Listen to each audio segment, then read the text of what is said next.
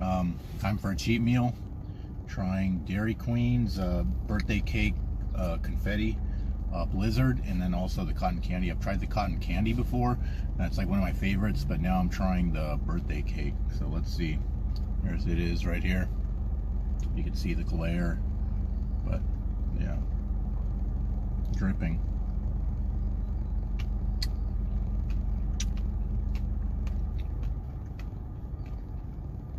Forgot to say birthday cake going in.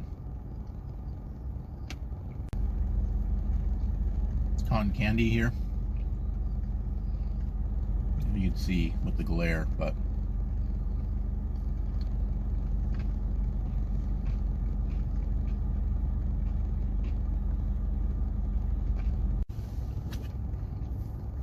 no, both were super good. I love the cotton candy. Usually I try to get it every summer or spring now when it comes out, but yeah, the birthday cake is super good too.